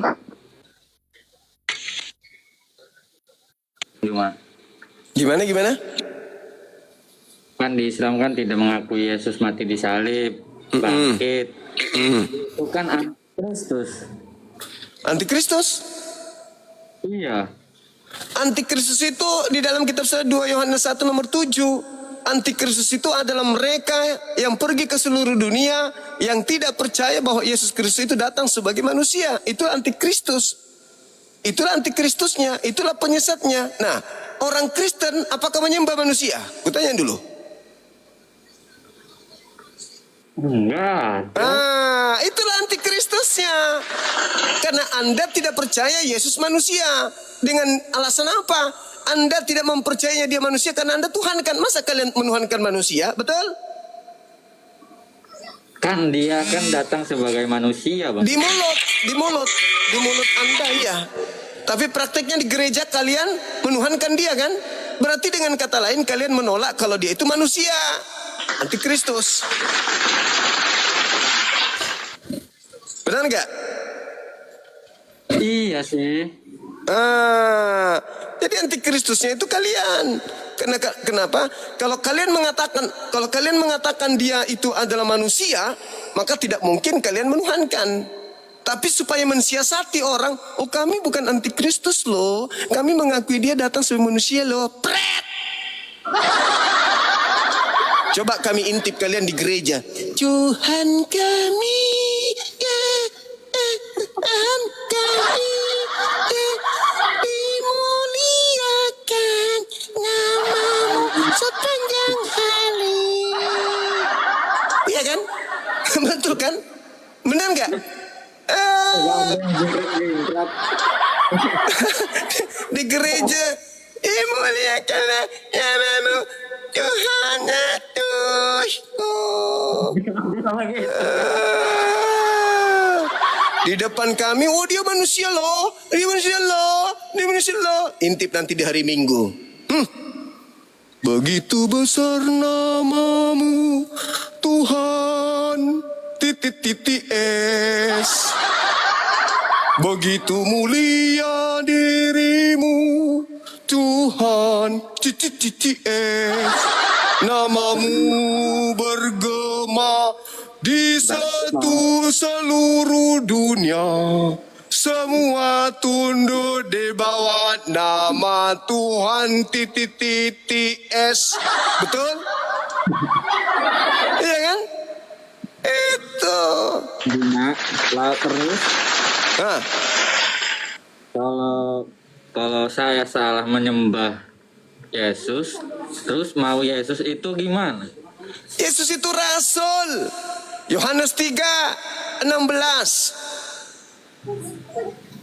Begitu besar kasih karunia Tuhan akan dunia ini, sehingga ia menganugerahkan hambanya yang suci, hambanya yang tunggal, agar siapa yang percaya kepada hambanya ini, anaknya ini, tidak binasa, melainkan memperoleh hidup yang kekal.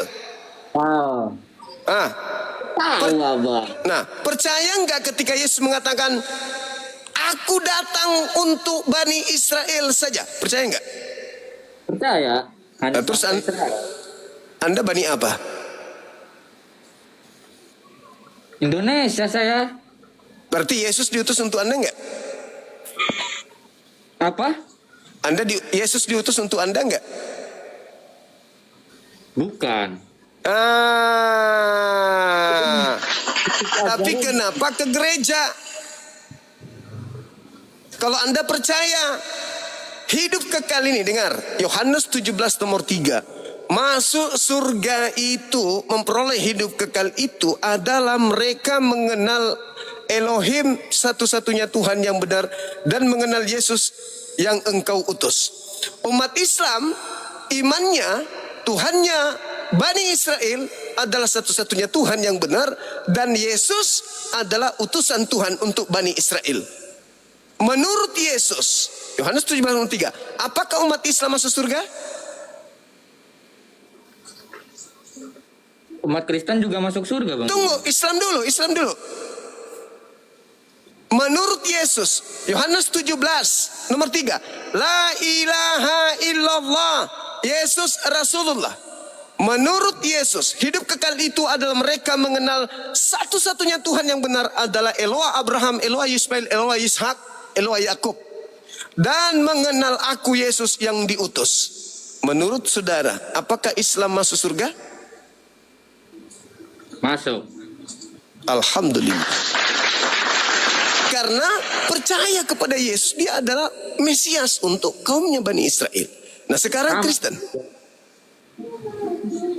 Sama saja. Yesus Tuhan atau bukan? Manusia dan Tuhan. Bagaimana bisa masuk surga? Mengenal Yesus sebagai manusia. Jangan kau kenali dia sebagai yang lain, baru bisa masuk surga. Kalau Yesus mengatakan satu-satunya, itu ada berapa? Satu lah. Kenapa Yesus kau jadikan juga dua? Karena ajarannya begitu, Bang Juma. Jadi saya Ajaran siapa?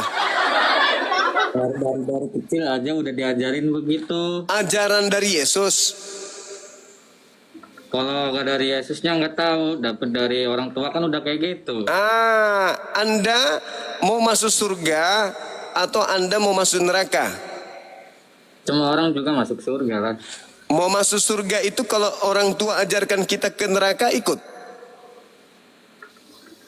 Ya enggak lah, Bang Juma. Nah, ya sudah.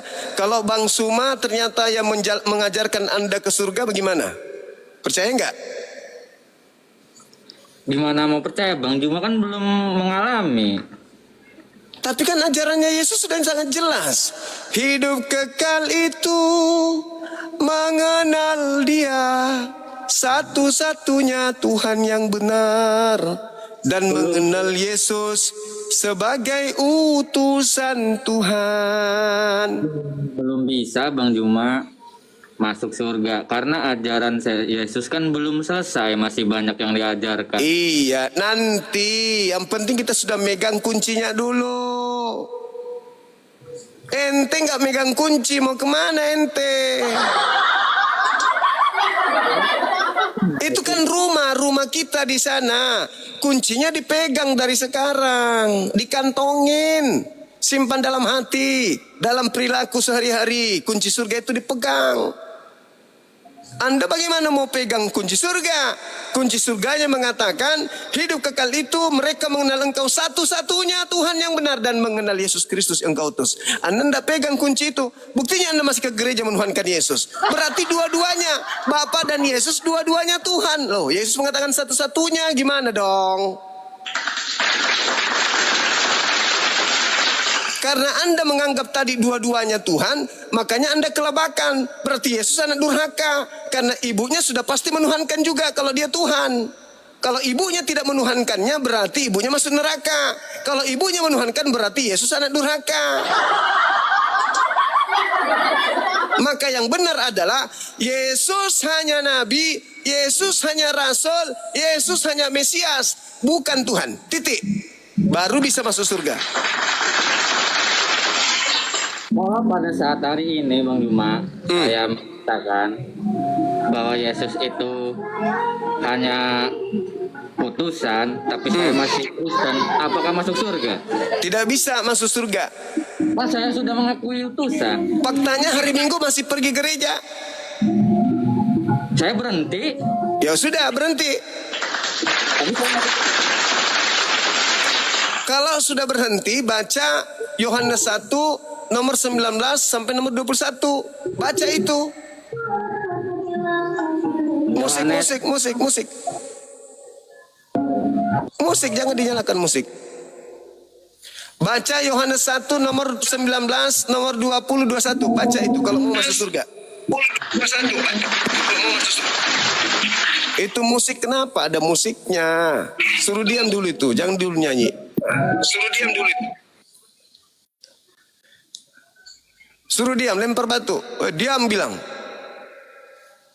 Bang Suma lagi berkhotbah, suruh diam. Nah, baca Yohanes 1 nomor 19 sampai 21. Oh, masih ada dandutnya. Udahlah itu aja, anggaplah itu sebagai bekalmu malam ini. Pelajari Yohanes 1 nomor 19 sampai 21. Ternyata orang Yahudi masih menunggu satu nabi yang akan datang. Pada abad pertama, mereka menunggu seorang nabi. Ada 3 yang ditunggu oleh imam-imam kepala, oleh imam-imam dan juga suku Lewi saat itu. Baca Yohanes 1. Yang pertama adalah Elia, yang adalah Yohanes Pembaptis. Yang kedua adalah Mesias, yang adalah Yesus. Yang ketiga adalah nabi yang akan datang. Nabi yang akan datang ini datangnya di abad ke-7. Renungkan, pikirkan. Baca Kisah Para Rasul 3 nomor 22, 21. Bukankah di dalam kitab Taurat sudah dikatakan bahwa Tuhan akan mengutus seorang nabi yang sama seperti Nabi Musa. Dan akan terjadi. Dan pasti terjadi. Dan tentu terjadi. Bahwa siapapun yang tidak mendengarkan nabi itu akan dibasmi, dilenyapkan dari bangsa kita. Berarti ada nabi yang datang setelah Yesus. Fungsinya membasmi kebatilan. Berarti ada nabi yang akan datang, yang ditunggu untuk mengajarkan segala kebenaran. Siapakah dia? Baginda Rasulullah Muhammad SAW. Kalau Anda sudah masuk Islam, Anda mendudukkan Tuhan yang disembah oleh Yesus satu-satunya Tuhan. Anda mendudukkan Yesus sebagai Rasul Tuhan. Dan Anda mendudukkan baginda Rasul Muhammad SAW sebagai pelanjut estafet pengajaran Yesus kepada Bani Israel. Anda selamat. Anda tidak meninggalkan Yesus. Anda malah semakin mencintai dia. Karena di dalam Al-Quran, Nabi Isa yang kalian sebut Yesus tidak pernah sedikit pun dihinakan. Beliau dimuliakan. Dengan masuk Islam, Anda membuktikan bahwa Anda adalah pengikut Yesus yang setia. Sampai sini paham?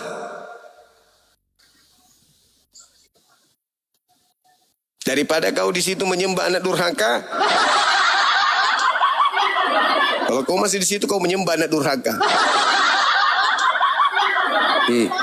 Akankah kau masuk dalam surga kalau kau menyembah anak durhaka? Boro-boro masuk surga, masuk akal aja tidak. Oke, saya kira begitu. Saya sudah mau ibadah. Terima kasih adikku yang kusayang, yang ganteng, cakep, manis. Ternyata Aloysius ini orangnya baik hati. Naik lagi nanti ya, kita diskusi lagi. Bertanyalah tentang Islam sepuasmu. Ya, tapi jangan menghujat, jangan menista, jangan menghina. Bertanya, kita edukasi. Apapun itu boleh Anda tanyakan tentang Islam. InsyaAllah kami bantu untuk paham. Oke? Oke, terima kasih banyak ya. Kau masih muda, masih ada kesempatan untuk belajar sebelum berkarat otaknya gara-gara Pak Bom-Bom. Jangan ikuti khotbahnya Pak Bom-Bom. Anda ikuti khotbahnya Pak Bom-Bom, nanti Anda mencretnya itu tepung terigu dengan batu tawas. Kalau ikuti dia, kan dia cuma mengajarkan kebodohan. Cukup ya? Oke, makasih Saudara Aloysius Blasing Tandilinti Mingkondong Diobela Polokna Keke Asu Bolong. Mudah-mudahan apa yang saya sampaikan bisa menjadi asbab musabab Anda mendapatkan hidayah. Hati Anda kemudian diijamah oleh Allah. Cahaya ilahi ada pada diri Anda.